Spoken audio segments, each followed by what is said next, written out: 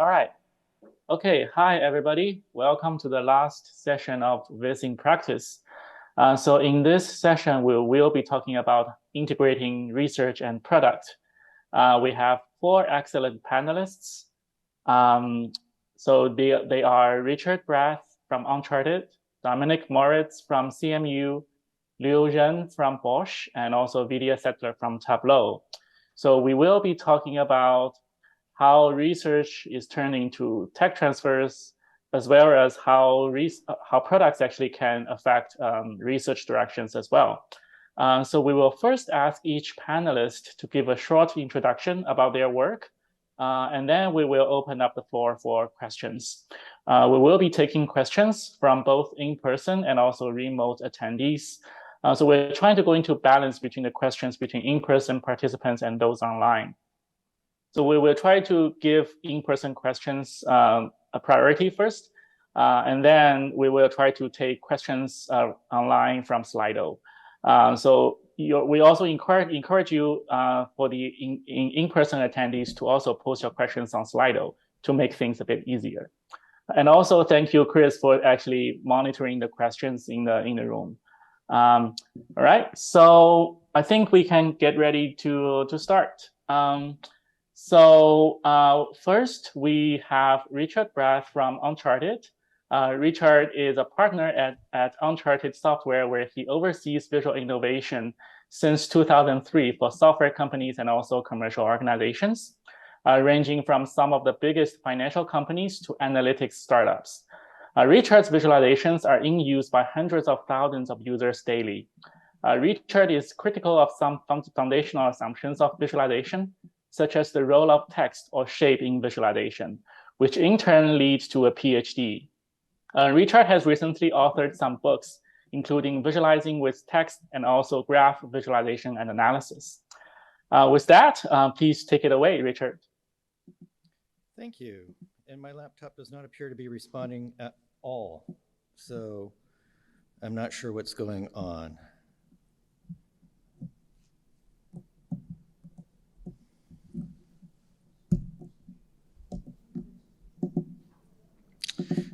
How about if I reboot and the next person presents and we'll come back up? Is that okay? Sure. If we just change order? Yeah, I don't know what's going on. Yeah, but the slideshow, like all the apps are locked and none of them are running. So I'll do a quick reboot.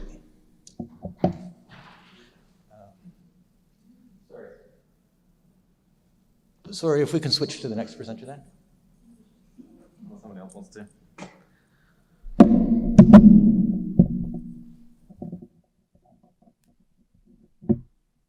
Oh, okay. So are we having Dominic next?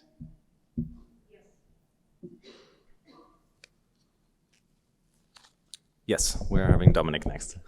Okay, hello. I'm Dominic, and I work at Carnegie Mellon University as a professor. Started there 2 years ago. And also manage a visualization team at Apple. And I wanted to give a little bit of an overview of how I got to where I am right now and some of the systems I've been working on along the way. And then in the end, I'm going to have some spicy comments. I did my undergrad in computer science at Hasso-Plattner Institute in Germany. This is a picture of me with my friends working on a game that we ran on this like very underpowered laptop. And then from there, during that time, I actually wrote my first paper on these Voronoi tree map visualizations. And we developed a stable layout algorithm so that layouts don't change too much. And this was kind of my first dabble into visualization. I actually thought I wouldn't work on visualization again, but I guess here I am today. Then, since 2013, I did my PhD in data viz at University of Washington, where I was advised by Jeff Hare and Bill Howe. And we developed a number of systems. For instance, with my colleague Hem, we built a system called Voyager that is a data visualization browser where you can browse recommended visualizations. And as part of this, we needed a new charting library to render these visualizations inside of it. And so that's where we built this library called Vega Lite. which itself became fairly popular and is now used by thousands of people around the world. We extended it with interactivity together with Arvind, who just came in, and still maintain it until today. And it's used also in various places in industry. Building on top of VegaLite, I worked on a library called Draco, which is a declarative knowledge base of visualization design best practices. And it can be used to build visualization recommendation systems on top of it. This system hasn't made its way into commercial systems by itself, but actually some of the recommendations were used by Excel for their chart recommendations. I also worked on a library called Falcon for making visualization scale to large data. This was in the end also what my PhD thesis was about. And this system called Falcon allows you to do very rapid cross-filtering, as you can see here, over massive data sets with billions of data points. And while this system itself didn't really make it in an industry yet, a developer at Stitch Fix actually found it before I wrote the paper, took the system, hooked it up to their backend system, and it kind of just worked. And so he sent me this excited email saying, oh, with the system, it feels like I'm really interacting with data. Yeah, but after, I hope that this will become something that maybe more people in the industry also can use. I did a couple internships, and doing one at Microsoft Research, we worked on this idea or the system called Pangloss in a paper called Trust But Verify, where we looked at scaling visualization or scaling interacting with data to even larger data sets.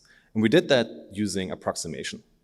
What we found was that approximation was something that people had been looking at for years or decades, but it wasn't really adopted in industry, partially because there was a lack of trust in the results.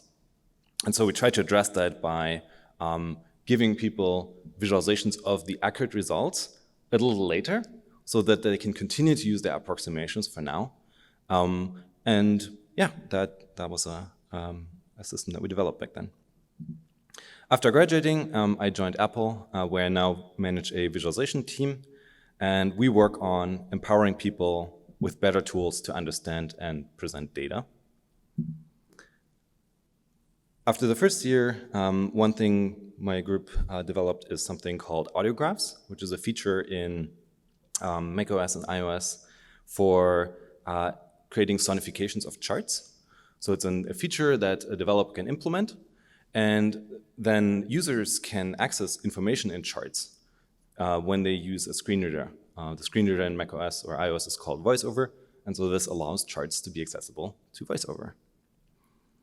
This was the first step of a library which we've just released earlier this year called Swift Charts, which is a new visualization library for making charts in iOS and macOS. And this was the culmination of 3 years of work with teams all across Apple. And yeah, we just presented it earlier this year. This library is somewhat different than VegaLite. Here's actually 2 code snippets that generate the same chart, the one on the right here. And what's unique about it is that you don't have to adjust your data to make it work with this charting library. You can, for instance, just write the 3 bars here in the code at the top. Or you can iterate over an array of structs to generate your chart. So the cool thing is with this format, you don't have to adjust your data, you don't have to reformat from long form to long form. It kind of can adjust to however you want. We've also been working on visualization systems for machine learning scientists, for them to understand data. One was here's an example of that, which is called NEO, which we released earlier at Kai this year, where you can look at very large confusion matrices. So this is for understanding the errors in machine learning models. Since 2020, I've been faculty at CMU, where I co-lead the data interaction group together with Adam Perrer, who's also here. And as of earlier this semester, Sherry Wu, who also joined us. And we work on empowering everyone to effectively analyze and communicate data by designing interactive systems that richly integrate the strengths of both people and machines.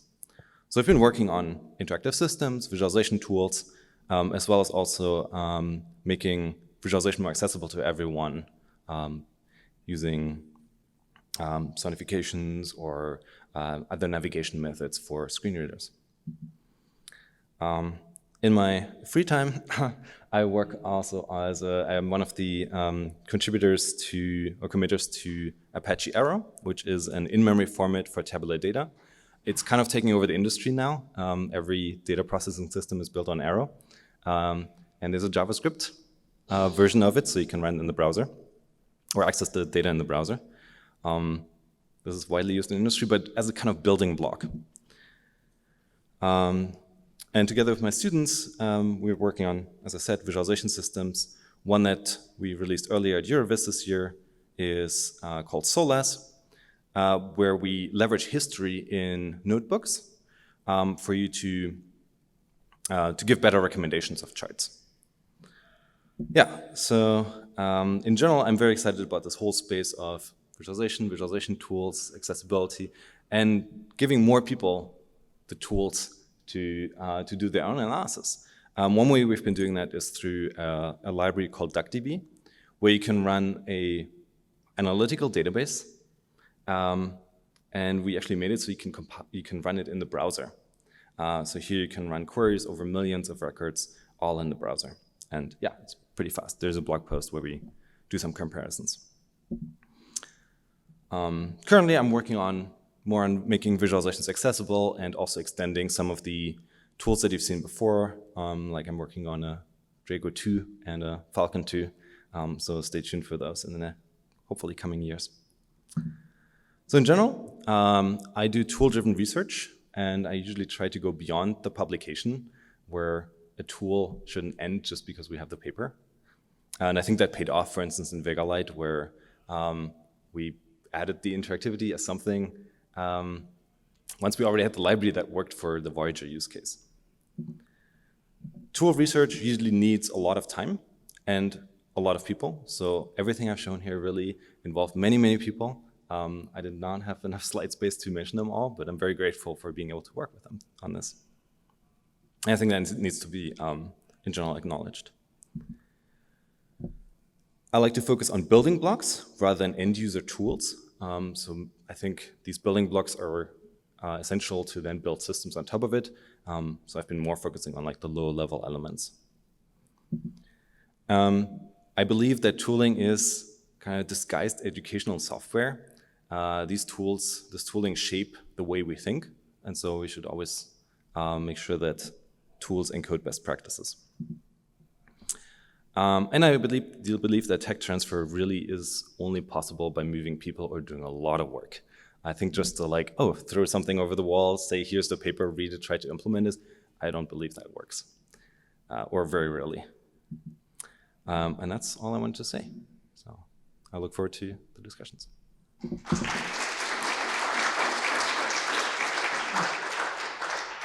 Thank you, Dominic. Well, I think next we are delighted to have Liu Zhen, who is currently the Vice President and also Chief Scientist in Bosch Research North America. So Liu is responsible for shaping strategic directions and also developing cutting-edge technologies in AI, focusing on integrated human-machine intelligence for Robert Bosch Corporation. So his team has been actually winning many best paper awards at VIS conferences, and also his work has been applied to a wide range of areas, including autonomous driving, driver assistance systems, smart manufacturing, building security solutions, and more. So we're looking forward to Liu's talk.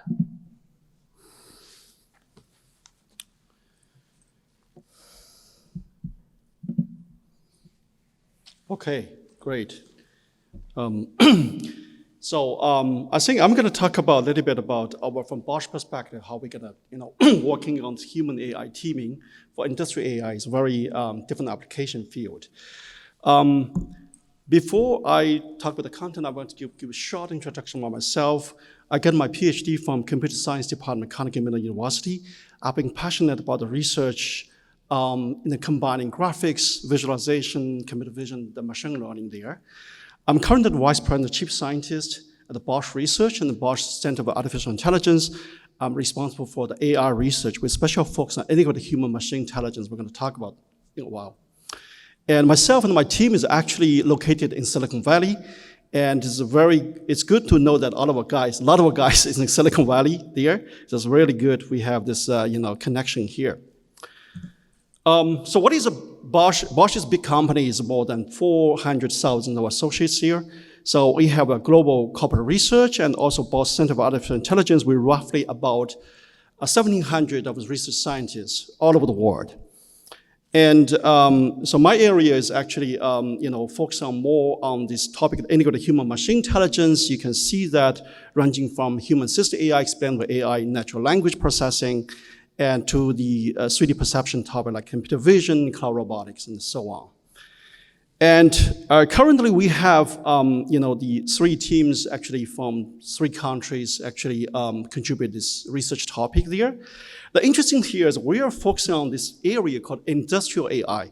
And you probably, I think most of you actually heard about that. It's, ranging from smart manufacturing, such as we also sometimes call Industry 4.0, and to IoT, Internet of Things, to automated driving and driving assistance here.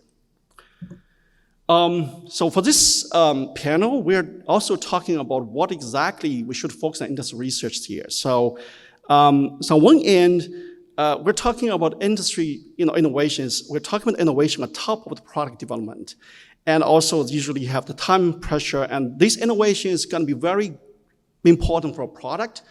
But sometimes maybe it's a little bit incremental. Maybe it's academia. Maybe if you want to publish a paper, it's going to be difficult sometimes. On the other hand, we might have some kind of fancy ideas. And we think at this moment it might be linked, not linked to the current general product, but maybe going to be very useful for future generation. Also could be disruptive there. I think that in terms of operational industry research, I think this is the art of balance. There's 2 aspects here. So at the Bosch Research, we call the first kind of research is called deliver more, and the second kind of we just talked to jump further. And we just need to find a sweet point to balance these 2. I want to use this, human-assisted AI. This is the Bosch version of human AI teaming to illustrate this. How we're going to on one hand, we strive for scientific impact. On the other hand, we strive for business impact there. I want to use this topic because actually I started this research for Bosch and also built up team from ground up. And this is from the small kind of study to a project team. I recently built a completed research team focused on this. I think Liang is hiring crazily, during the, last year and also recently. And we built this team. So what is this about? I think it's a link to the visual analytics. I just make the Bosch version of this. So we know that we're talking AI in the product, analytics products, we usually have the explainability issues here. And also, we also have this kind of generalizing issues. We don't know whether or not your AI model works for certain cases or is the data coverage issue or what about the corner cases issue there. How do we address this issue? So on one hand, we also know that we can have the people human in the loop. In this human, in the Bosch context, it usually means that domain experts could be the shop floor managers and the operators, and also seasoned AI developers for autonomous driving there. And these users have the common sense knowledge, sometimes domain knowledge to help with this. But it's very important things we need to understand this. This is not, we're focused on industrial AI. We're talking about efficiency, talking about mass production there. So it's very important we're not integrating this case by case kind of investigation there. So what we do typically is we just map the data from the machine learning model and the data generated model to a latent space. We use representation learning. And then this latent space has semantic meaning, can be visualized to the human and or the users here. And then, or you can use natural language to communicate with the user. And then we can have user interaction, inject the knowledge and do this. This sounds similar that for the visual analytics. But for the Bosch version of that, I need to mention 3 things. The first thing is, this whole thing is only applied to the kind of use cases, applications that 100% automation is not possible. And then we need a human in the loop. But it's very important we have no minimum human efforts here. This will mean that we have to do a lot of research on this representation learning part to make this representation, easier and for the user to operate there, to reduce human efforts. This is number one. Second thing is we're talking about this visualization tool there because for users, we have different user group and we have to consider the cognitive load of different user shop floor managers and AI developers. They have different kind of cognitive load requirements here. So we usually, improve this through this iterative user tests when we deploy our system there. And finally, this is actually the program committee. I'll review a lot of papers in this domain there. One of the things I think human loop is very important. What we actually did in BART research, we are very emphasized on the rigorous validation of the actionable insights here. Because what we say for the human insights, or we publish work, we also compare the state-of-the-art work in computer vision and natural language, and compare the version with the human app to see that we actually have the real improvements here. This is very important for industrial applications. Here I mentioned some of the work we actually did for our lab, and since 2016. And this work is kind of first kind of work, I would say, the publication of VA community, in the sense that we bring this industrial AI application field, or the application, to the vast community there. And this work is recognized by the community there. As actually, this is all the best paper, the best automation award here. And I would say it's also helping our community, our professors, to apply grants to focus on this fascinating research area. So this is what we love to do. And one of the things I want to mention here, if you're looking at our research team, the product team size, and this is give you some kind of conceptual kind of so. At the very beginning, we actually don't have a lot of people, and gradually we build this team, and both product, when we penetrate in different kind of product areas for business here. And this is very important. One thing I want to emphasize, many of you heard about research, we have very unique culture, and all of our interns joined most of our interns joined the lab, and our scientists, they actually achieve their very important milestone in their career. They get the first honorable mention award, first best paper award, or first publications here. And just to do a little bit of advancement, we have the intern working on this, 2018, Archibald Viz honorable mention, the best paper award. He's our intern from the Huamin's lab in Hong Kong. And now he's an excellent guy. He's also in the job market after his postdoc in MIT. I think his name is Dongyu Liu. Please, if you are looking for faculty people, please talk to him. I just do a little bit advertisement here. So now I'm going to just give a little bit deep dive about how we can combine the research and the demand compared with the product needs. I'm going to using the experimental AI testing for the autonomous driving application to illustrate this. And so what are we talking about experimental AI testing? This deep learning loop, it's very easy. It's just, we're talking about data collection, data labeling, and training and model validation there. And definitely see that the human-assisted AI can definitely help with all aspects of this. And we're focusing on this, we're main focusing on this this kind of model validation. The simple idea is actually how we can diagnose and improve AI models efficiently. And diagnose sometimes easy, but how to improve the AI model and how to do it efficiently sometimes not that kind of easy there. Just to illustrate some of the work we do here, and in 2020 we start with looking at want to understand how object appearance impact AI model performance in the driver assistance autonomous driving domain. And there we augment the data set, based on advanced research in the latent space generated by the data, and to improve the robustness and accuracy of AI model. This is the first piece of work. We want to bring this experimental AI testing for this autonomous driving domain there, and this gets the best paper award. From application point of view, naturally the question is you're only dealing with this traffic light. What about these kind of moving objects like pedestrians, like the bicycles here? And then we have the follow-up work in the next year focus on this understanding the issue is how this object location impact the performance of these AI classifier addressing these pedestrians and also this, we call lost cargo there. And this is called location robustness. And this year we actually have more two pieces of exciting work following this. And because in the previous, we're only talking about, individual kind of, the traffic lights or, the conditions like the, bicycles and all these things. So the question is how we can thoroughly detect all these conditions and scenarios that make your model fail and make the model fail. And this is the work we focus on data slicing, basically the edge case detection. We have exciting work. I'm going to present it on the Thursday. And this is the honorable mention award for this year. And the Xiaoyu Zhang from our intern from UC Davis is going to present this. Please join this talk. I think I'm really proud of this work. And in a parallel, and all this work we talked about before actually is already deployed, actually using our kind of pipeline this moment. And all this works based on label data. But in real application, we have a large amount of unlabeled data. How are we dealing with this?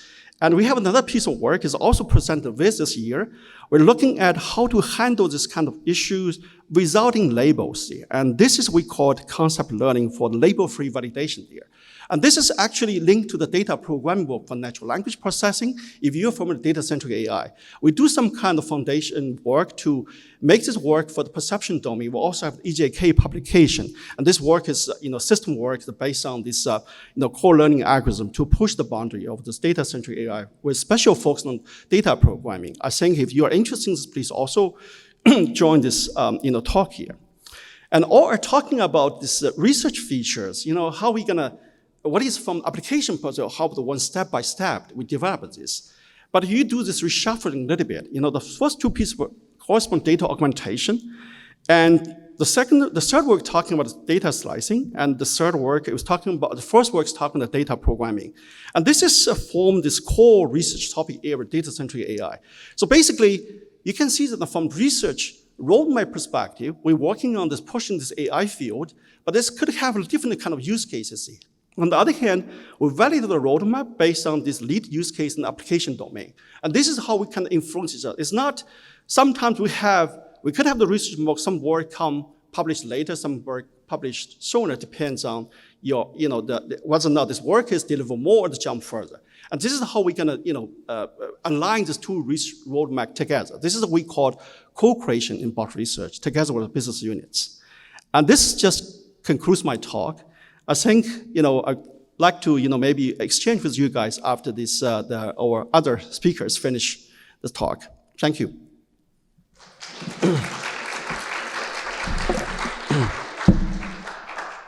Thank you, Liu. So are we going to have Richard presenting next or video? Richard. Okay. Hello, Richard is up for the people who are online. Okay, let's try plugging in and seeing if this does not freeze now. Good?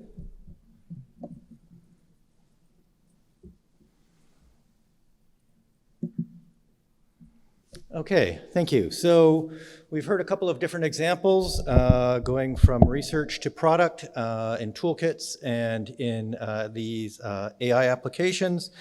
I've been working in the gap between research and products for end users for more than 20 years, and I'm going to share a few stories with you from our experiences. This first example here is all the way back to a best paper from VAST in 2007. It's a research project called GeoTime. It shows movement across time and geography in a 3D space-time cube, and it uses the best practices from research papers at the time, and it innovates with some storytelling techniques. But then when we talk to real users, there's some big gaps, right? They need explanations in their language, not the language that we were using. They need flat maps, they need less noise, they need rich annotations.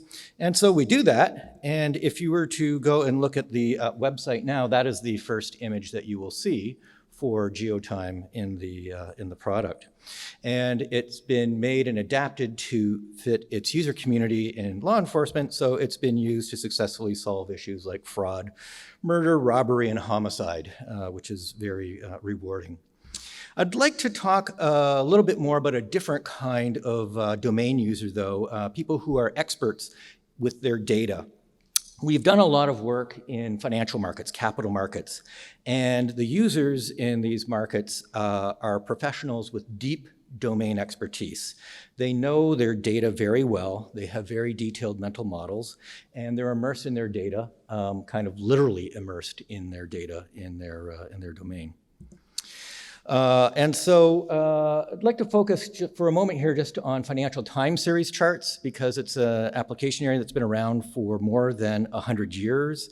There's more than 25,000 people who attend annual industry events on this, and there's more than 1 million global end users who are looking at these time series with this rich kind of history. And in that history, they have things like dozens of different time series charts, many of which people in this room have probably never heard of. They have hundreds of different analytic functions, and again, they're ones that people probably have not heard of. And they also have dozens of different types of annotations, both textual and non-textual, all responsive, that work in their environments. So what could possibly go wrong when you bring somebody who's a Viz person with a research background into this kind of mix? Well, lots of things don't quite line up with research in this community. So for example, there's a wonderful Viz study from many years ago that says we should never use dual axes on a chart, right? And it's kind of taken as gospel within the Viz community that we shouldn't do this. And I've been personally reprimanded from some people in the community for suggesting that we should consider otherwise. But I would like to show you, for example, that if dual axes charts are so bad, why haven't they just expired in the Darwinian survival of the fittest, particularly in the financial markets where people are competing to make money? Instead, they're actually thriving. We did a study, we looked at 1,000 financial time series charts, and we found that 19% had dual axes or more, right? Or more? Yes, you don't need to stop at dual axes. Here's one with 3, and here's one with 4. The users have no troubles understanding these. Particularly when we use cues like color-coded axes, labels, and legends. And in one of our systems, we actually have 8 axes that users will sometimes use. Here's another challenge. So there've been a number of presentations talking about annotations. In time series analysis, often a big change in a financial time series is accompanied by some kind of event, right? War breaks out and prices change very quickly. So an event can be manually annotated, such as shown in this chart, but that's tedious and it takes up a lot of space. And there are very many potential events to display. You can automate the extraction of events, but the space is still limited. Here you can see a Google chart that's showing 5 markers on it, right? And you have trouble with just how many markers you can fit in there. And so a professional user is going to want to be able to work with many more. And so what we've done then is have ways of separating out events. So effectively they're just time series, and you can have lots of event-based time series on their own tracks, as well as in the core chart, for example. And then you can do interactive techniques like tool trips and drill down and so forth, and get to dozens of events or perhaps hundreds of events on charts, right? So you can see all kinds of interesting patterns there. Now, this is fun that we've got Tamara in the room, because in this example, we had a client struggling with standard 2D charts. And the 2D charts don't work because they don't really show time well. You could use animation or you could use layering, but those are not effective either. So what we did was put in a 3rd dimension, extend that back into 3-dimensional space in the Z direction, and the clients actually loved it. And so this is what the system looks like in production, for example. It's not all about time series. Here's a portfolio visualization from the early 2000s. This is in ours, obviously a very famous implementation of tree maps. But the organization that we were working with, the CEO, said to us, we need something like this, but not this, because half the people don't understand this. So we were like, okay, well, we have to do something here. And we suggested lots of different ideas, looking through research and looking through a bunch of our own. And they were all rejected. So this is one of the realities sometimes that you get into in the real world. And what was successful in the end, and very successful, was essentially a sunburst chart. We would talk about it as a sunburst chart at the time, except that we just did one minor constraint. The sunburst was previously rejected on the prior slide. The only constraint that we did was there was no ragged hierarchy. It was always functionally a circle, so it was always very similar and recognizable as a pie, with just different levels in the pie. And so that constraint was massive to its understanding and acceptance, and went on to be used in other applications and had mobile workflows that it worked well with and so forth. Okay, so what else could go wrong? Many, many other things could go wrong. I'm not going to go into all of them here. But one of the things that is really interesting and exciting is that going from research to these applications, that we have been able to be successful with some of these techniques. And what's really interesting is that some of these techniques have become convention or sort of conventions within the financial markets. So it's been interesting to be able to do this presentation showing work that is from a number of years back, but using examples from different vendors who've kind of picked up on a number of these techniques and what you're looking at. So thanks, and in summary, I'd say that you know, to be successful, sometimes you need to be able to question some of the best practices from research, have some humility, and work very closely with the end users. Thank you.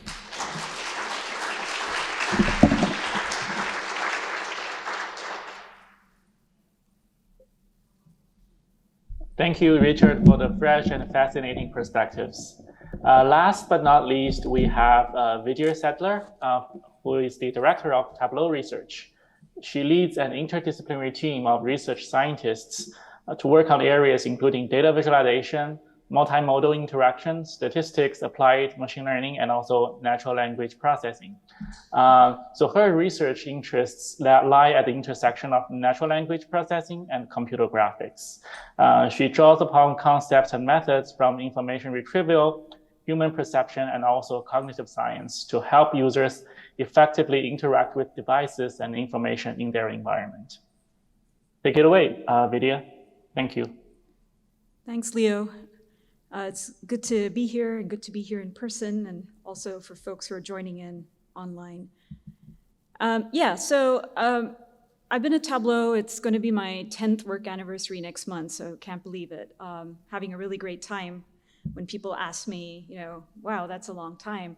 And I've been in industry research pretty much all my adult life. You know, Northwestern, straight out of Northwestern, I joined Nokia Research, and I worked there for 7 years until it closed shop, and then Tableau. So it's been my second job ever. I am fortunate to lead a wonderful team of research scientists. We do work on a range of problems from applied ML, NLP, maps, like cartography and cognition around that, various HCI techniques and visual analytics. And this is just kind of an overview of my research. I'm not going to talk about specific papers, but you know, the reason why I put this overview here is when I joined Tableau 10 years ago, I really didn't come from a traditional Viz background. My background is in NLP and graphics, and I was trying to find ways in which I could apply my learnings to the field and explore some interesting synergies. So a lot of my research and the way I work with product covers a range of themes, ranging from question and answering type systems, thinking about recommendations so we can help people explore and discover insights in their data. Most lately, I've been intrigued and been working a lot on text and computer-generated language and how that can be used alongside charts to help with comprehension and takeaways.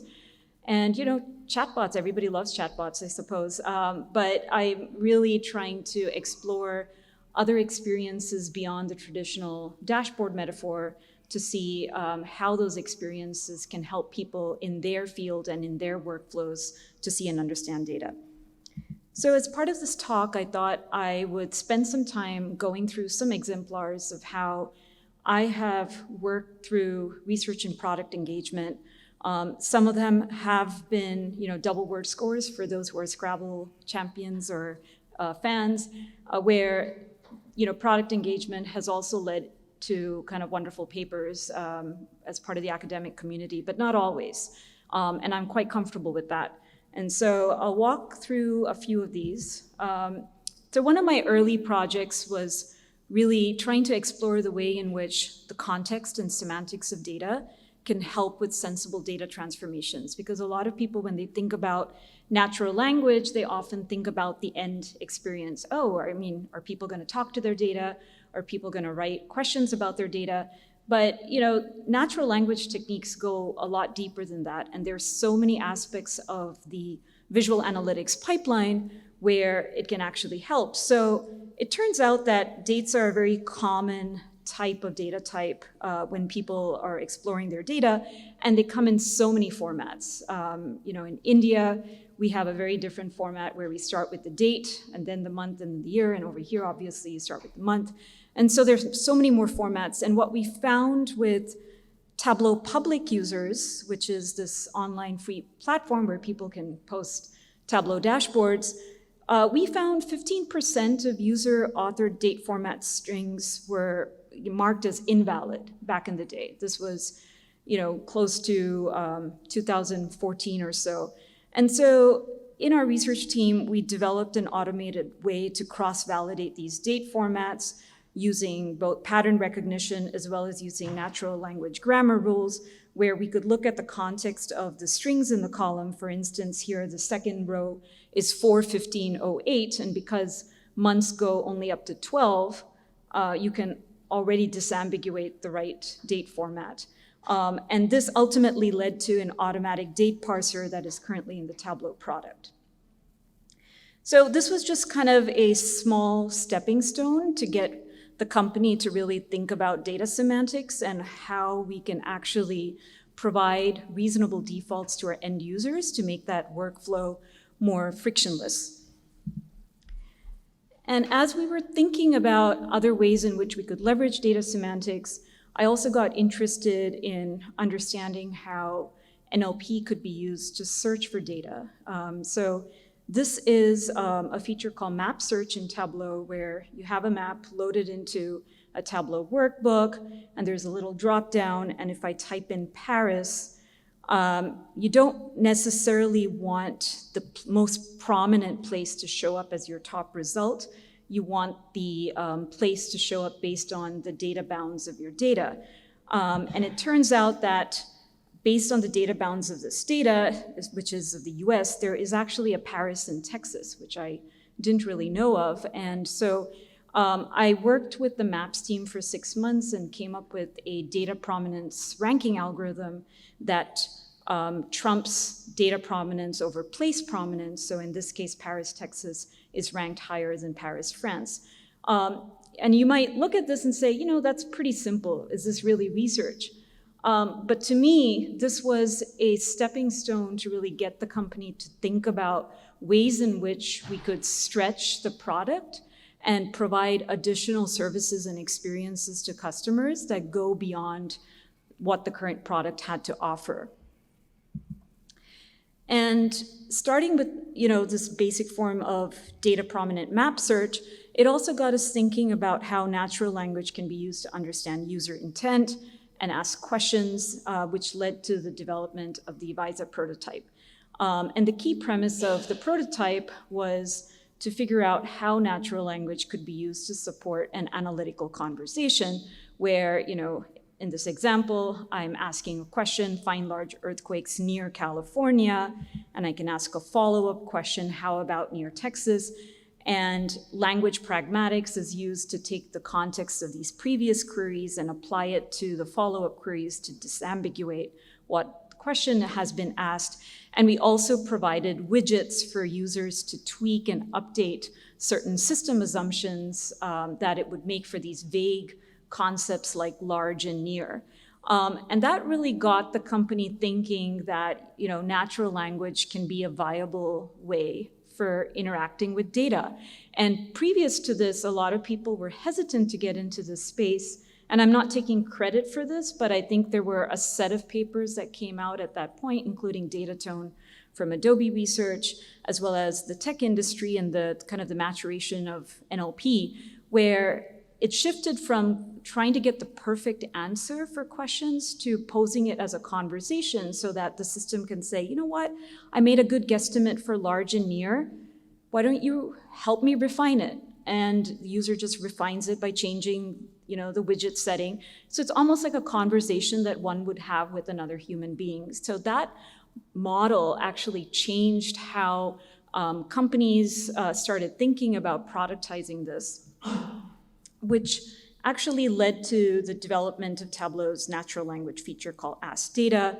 And I, in fact, moved from the research team to the engineering team, became an engineering manager, and wrote, and helped ship production quality code, which to me was a really helpful and wonderful experience because I understood and I developed a lot of empathy for how engineering works and kind of the art and craft of shipping software. And it's, a lot of people in research tend to discount kind of the effort that it takes. It's like, I have a research problem, go and implement it, but it's much more than that. Thinking about release flags, thinking about making sure that the code is performant, making sure that customers can upgrade to a new feature without breaking previous versions. There's so many nuances to that, and I really learned a lot during that experience. And so now I'm back into research, and currently I'm working closely with the search team in Tableau, and we're really exploring the question of how to make the search of Tableau content and in general analytical artifacts easy and more relevant to the user. So, I think generally in the industry and in academia, we have focused on the creation of artifacts, whether it's a chart or a dashboard. But now I think we've reached a point where there's so many useful artifacts out there, and the problem is how do you actually search for these? And the problem is in some ways equivalent to how image search used to work a long time ago with Google. In that case, images are full of pixels, and the search was based on the documents that referred these images. And in some ways, charts have more semantic structure and information compared to just pixel information and images, but we're really looking at ways in which we can ask questions like Golden State Warrior wins over the years, and over the years is recognized as a temporal intent where it not only pulls up any workbook or any artifact containing Golden State Warriors, but also pulls up worksheets that contain time series data about the team, for example. And so this is kind of a place where I'm really exploring how intent along with semantic structure of workbooks and additional metadata can inform search and recommendation algorithms to help with search precision and recall. Now, in addition to research and having examples where it actually goes into product, one role for an industry research team like Tableau is really thinking farther ahead. It's not just looking at the current roadmap, but it's looking at 2 to 3 years ahead. I always tell my team, 10 years from now, even 5 years from now is too long term, right? I mean, 4 years ago, who predicted the pandemic? So things can change really quickly. So 2 to 3 years seems like a healthy timeline. And a few of us on the team are really exploring new experiences beyond the dashboard. I mean, I don't think the dashboard is dead right now, but there are definitely new workflows where we can think about bringing data insights to people in their workflows rather than taking them away from it. And Slack is one good platform, in addition to the fact that Salesforce acquired Slack. But Slack and Microsoft Teams and even chatbots are kind of ways in which we can stress test how a lot of our thinking and our algorithms from the dashboard and desktop metaphor would either transfer or not transfer to these new experiences. So I gave you a few exemplars of kind of my journey at Tableau, and I just wanted to leave you with some of my thoughts on industry research. I've been in this business for about 17 years, so I have a few things that have worked for me, and I've watched them work for others as well. I'm not claiming that I have the perfect formula, but one thing that I found useful is just managing a research portfolio with a point of view. I think it's really important for everybody to have a collection of projects that follow some theme that range from kind of short-term to longer-term speculative ideas. And it's important to have a bag of those and kind of build towards that very thoughtfully, so that if somebody wants to ask you a question, they kind of know what you work on, but it also prevents you from putting kind of all your eggs in one basket, right? So I think that's really important. I think ideas are cheap, and building and prototyping idea in whatever form you do so is extremely important. At the end of the day, you could have a PowerPoint slide, you can talk about a grandiose idea, but it doesn't really translate into concrete engagement unless you build a prototype. However crappy or straw man it might be, it's important because people just react to it and then they get excited. So I think it's really important for people who want to do impactful research to kind of keep their bag of tools active and relevant and constantly learn and see where the tech industry is going and keep their skills relevant. I have been personally fortunate of having worked with a range of wonderful people beyond my domain, and I've learned a lot. I mean, I kind of jokingly tell people that I got another PhD in visualization at Tableau because I have worked and learned with a lot of people over the years. And many of these collaborators come from different backgrounds, including engineers, UX people, designers, all over the place. And I've always found a really good mix of different perspectives that makes for an enjoyable collaboration. But I believe that it's important to keep these collaborations time-boxed, because on the flip side, if a collaboration doesn't work out, it's time-bound. You can cut your losses and move on without really burning bridges. I can't stress enough the importance of having good mentors. I think mentors are a critical aspect of one's professional journey, where you can have these really grounded and candid conversations that don't include your manager, your team, and you can really discuss new opportunities and overcome challenges. And you can have multiple mentors. I've benefited from that, and each of them have offered their own perspective over the years. And finally, this is something I kind of resonate with what Dom said earlier, is it's very important to listen. If you're at a company or at an organization, you need to understand and listen at the various signals that people are saying. If you're discussing an idea, you need to look at body language and their reactions. You don't have to take everybody's feedback into account and react, but quite often, if you're getting the same reaction from a good number of people, that could be an effective signal. And in addition to that, I think writing in general is a good organizing principle to really figure out how to frame your thoughts. And it's not just a paper. It can be a strategy document, it can be a white paper, it can be a spec document, and every single type of document has a different register or formality or audience. And I think it's important to get comfortable writing different types of documents that cater for different people. I really enjoyed working on tech specs and design specs with PMs, because you really get to understand what is important. How do you actually sell an idea? How do you prioritize? And some of that you can actually bring into your own academic work, for instance. So with that, I just have like a little QR code to a blog post that I wrote earlier this year that kind of talks in more detail about just my thoughts on how to be an industry research scientist. I also have a link to the website. There's a lot of amazing papers by people on my team. Please do take a look, and do reach out to me if you have any other questions or thoughts. Thank you.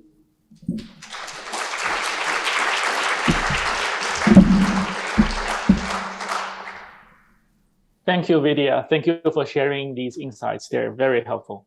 So now the floor is open for questions. Do we have any questions in the room?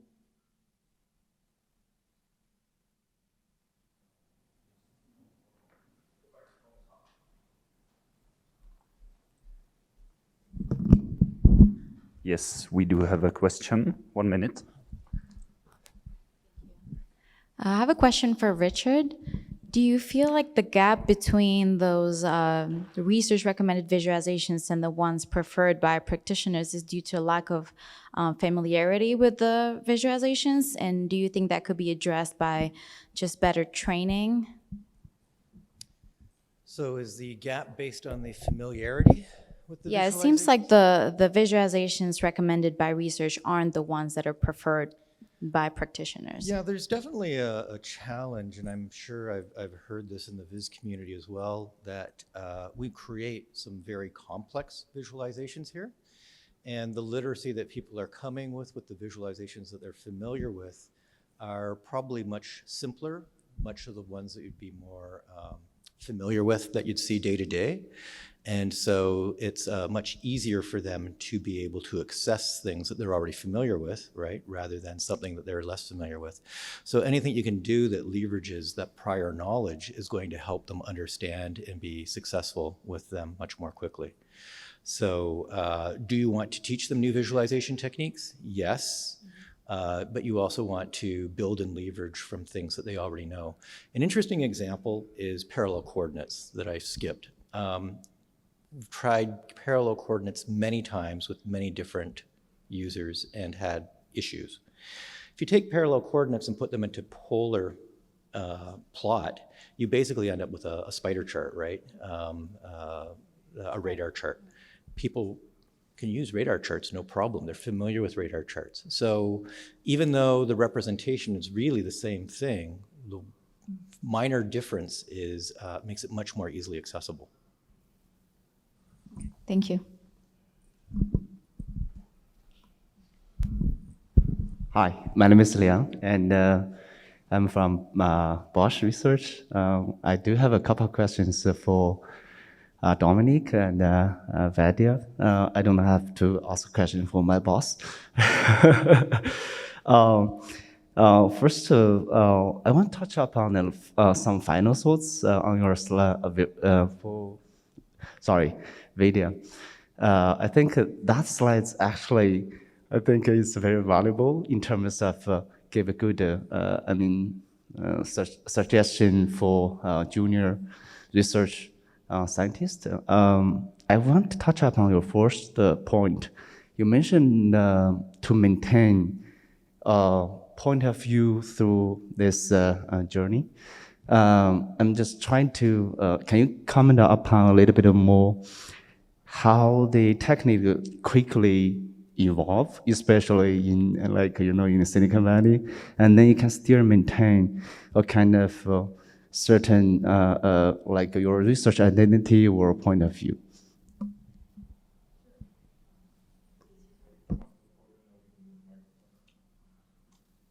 Yeah, so just to understand, is it about the research portfolio to maintain your point of view?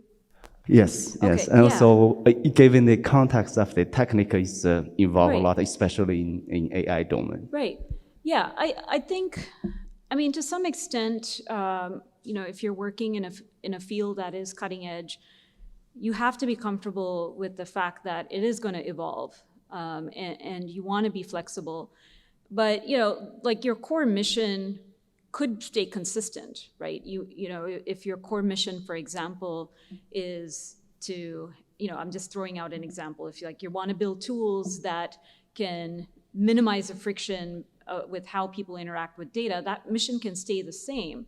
But how you do that could change, because you can have technology that gets better, algorithms get faster, there might be a new language model that comes up. And I think it's really important when we want to stay relevant in industry that you want to take all those signals, right? I mean, I think conferences are one great resource where you can look at the state of the art and what your colleagues are working on and all the papers.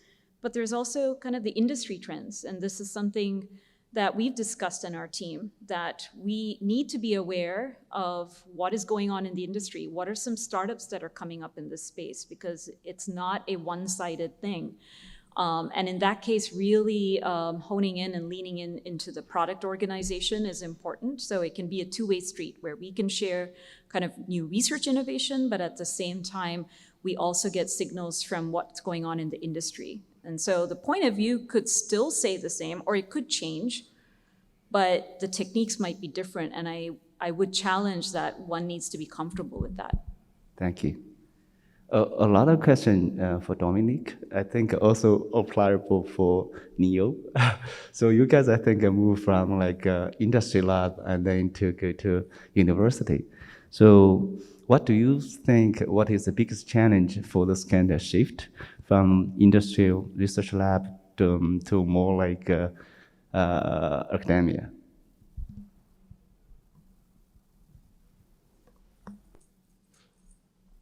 I'm not sure I fully got the question, since I didn't really shift from industry to academia. Oh, okay. Okay, maybe I misunderstood.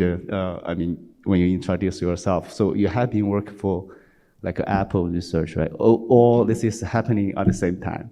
At the same time. Okay, Yes. then it's more like even challenging, right? So how then the question is, how do you balance this kind of research lab of industry research lab versus the mission of university research? Yeah. I think for me, there's a lot of overlap in kind of the, in the work, right? Where if I come to a conference and talk to people and understand what's happening in the space, that is both relevant from an academic perspective to see what I'm gonna work on with my students in terms of research. And also, yeah, as we just said, like keeping a pulse on the research is very important for industry. I think industry always, not always, but it's very important to think about that the kind of level of quality that you need in industry often is very high, right? If you want to ship a product, it has to be very, very nice and round. It cannot really have these rough edges anymore that are okay in a prototype. And so I think it's really important for researchers to value engineering, value design, valuing the last 20%. And getting to that to have a product. And so that's why I think in industry, the things that you see might be a couple years behind the like cutting edge prototypes and research, but they are, roughing out the edges. And I think that is super important to do. Yeah, so I think to answer your question, it's keeping an eye on what's happening is relevant for both industry and academia. Okay, so I think let's take some questions online from Slido. So the first question is, given your very specialized needs in the industry, which streams of research at visualization have been the most valuable in your work?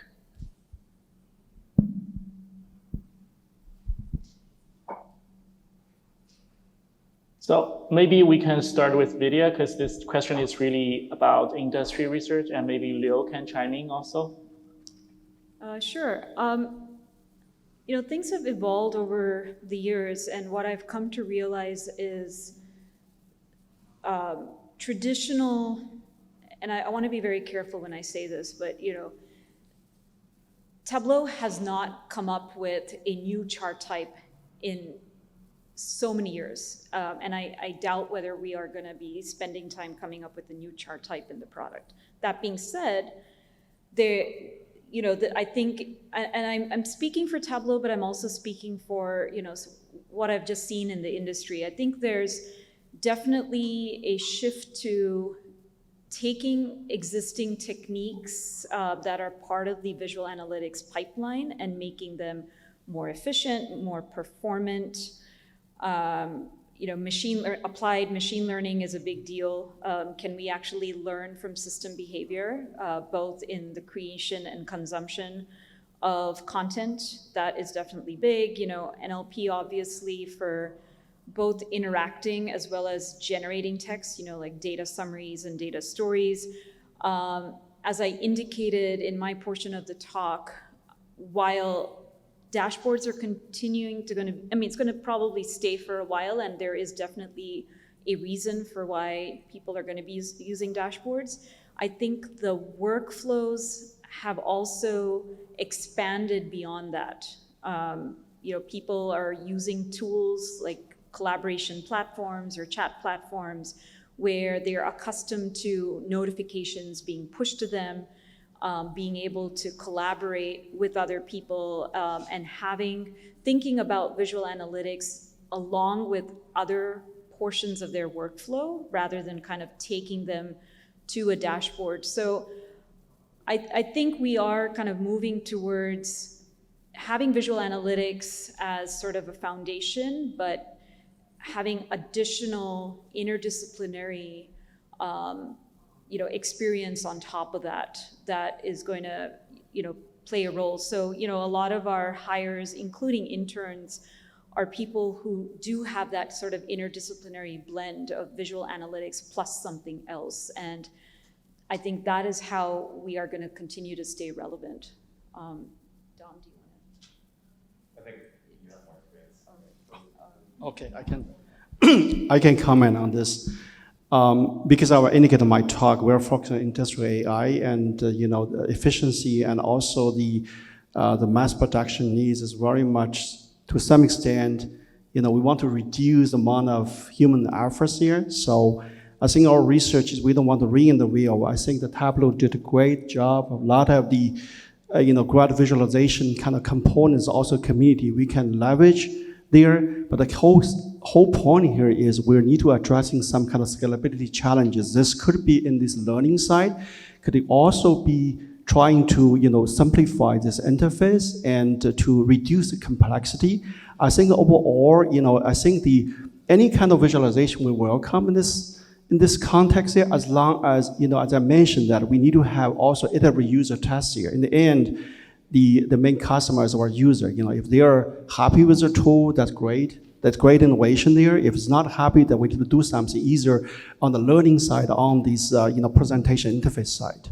And also the other thing I want to mention there is we need to ask better intelligence into this kind of the presentation, trying to understanding based on content, understand user need. We can recommend certain visualization just based on needs. So rather than overload with a lot of these content there. And this is just for my kind of sort of the collaborate, the domain that our team is working on. So I was going to echo Vijay's point about kind of this interdisciplinary aspect. I think visualization as a narrow analytic or exploratory standpoint is becoming much broader, and people want, ultimately, at the end of the day, Ben Schneiderman would have said, people want answers, they don't want visualization, right? And so you've got to look at the entire flow from your original sources and validity and biases all the way through to your decision-making and communication and collaboration, and how does all of these pieces fit together? And so that is becoming much, much more important. And so AI is an important piece to that, but so are many of these other elements too.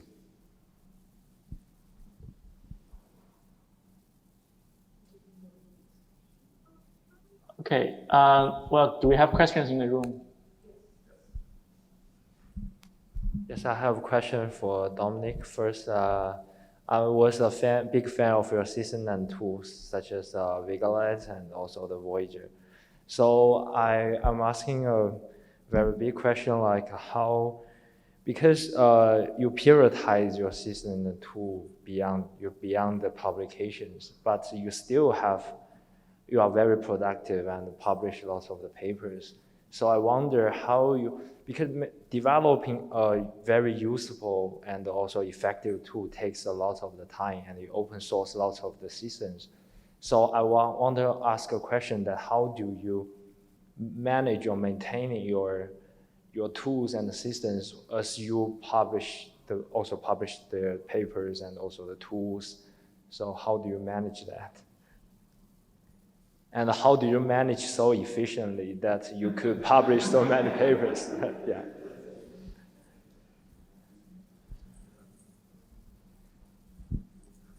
I love what I'm doing. I'm really excited about building systems, building tools, and so that it keeps me up. It's why I get up in the morning.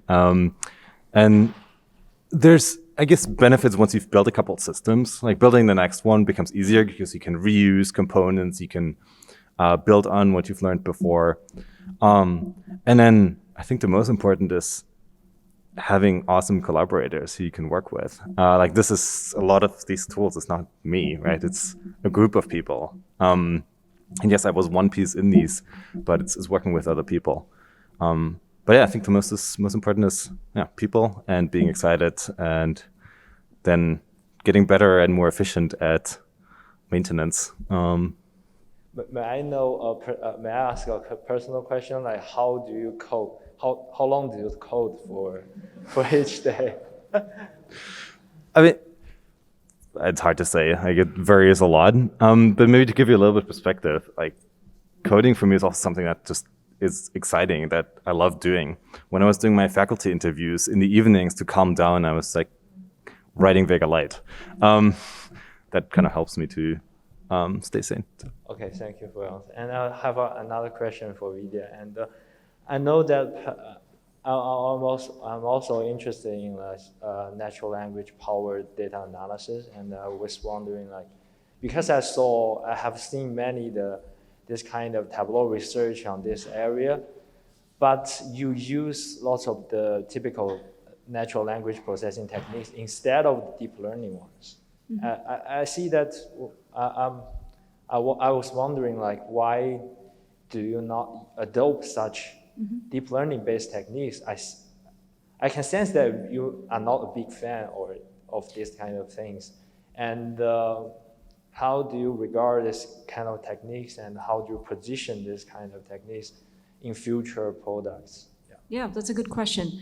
I deliberately started with a kind of a simple grammar-based approach for a lot of our natural language stuff, with the specific reason being we work with a lot of customers with private sensitive data, and it's really hard to develop a deep learning model that can be, yes, you can write a prototype, but if you want to actually productize it, it's really hard to assess how well these models work because we just don't get access to that data.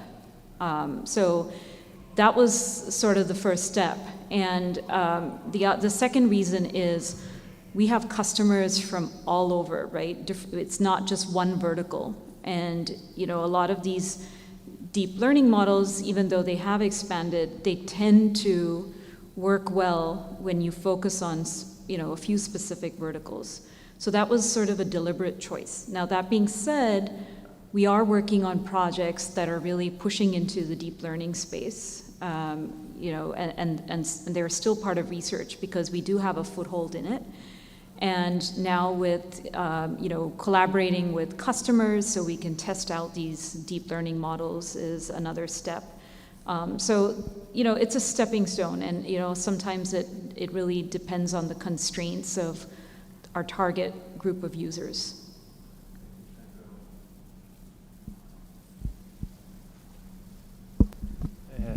Hey, so this is Aoyu from Harvard. So I will throw my question to all those panelists. And I was wondering what makes successful visualizations in the industry. And for example, in the academia, we were trained to evaluate visualizations in terms of the novelty or some sorts of usabilities. And we also evaluate visualizations through some simple user study, I will say that, or case study or usage scenario. So I was wondering how to evaluate visualization in the industry. Do you have any better practice? Which criteria and by which means? Thank you.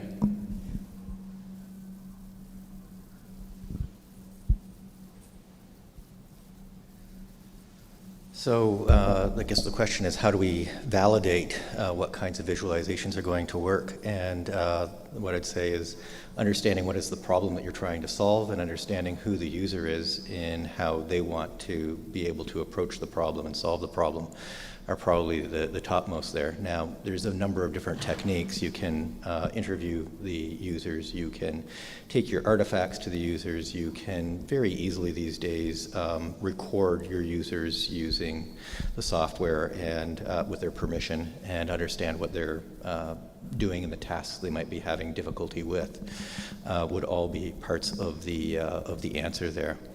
I'm not sure, does that answer? Yeah? Okay, thanks.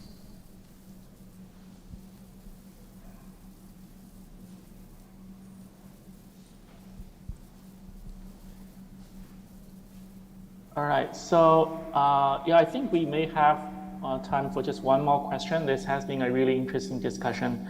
So there's another question online, which is about what is the industry's perspective on open source software and also open science? Do industrial leaders have this as a strategic objective, or is the fit just unclear, not a heavy weighted topic?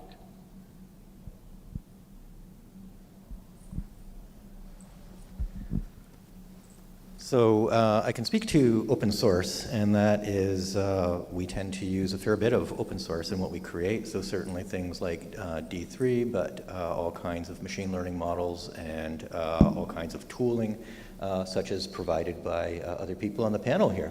So open source is fantastic. I think if you rewind the tape a few years, there may have been some issues around open source and licensing open source and what is the liabilities and contractual issues around that. But I think that's mostly gone now. I think people are quite open to using open source. There are new issues with very large models in AI as to who's trained that, how are those updated, how are those maintained, is data being passed to some other system, and those kinds of questions are open in terms of large models. But I think maybe from the tooling perspective, it'd be interesting to hear your answer. Yeah, I think open source allows for, I think, multiplying the effect of research artifacts or research software. A lot of the tools, when you put them out there and you build a community around them, they can help build them. So I think for researchers, it kind of makes sense to just put it out there. From an industry perspective, I think most of the tools that are used are these kind of building blocks, these smaller libraries that do like one thing, or have a specific purpose. Like if you think about a lot of the popular libraries in machine learning are these like pandas, NumPy, libraries for deep learning. It's usually not high-level systems that combine those. There's a couple examples of those, but typically it's not. So I think from an industry perspective, it's important to have these building blocks, be open source, and yeah, have communities around them. And it turns out a lot of these are come out of academia. Like if you think about D3, for instance, a lot of the building blocks are maintained by academics. And I think it's important for industry to A, recognize that, and B, also help contribute and support the people who are building that.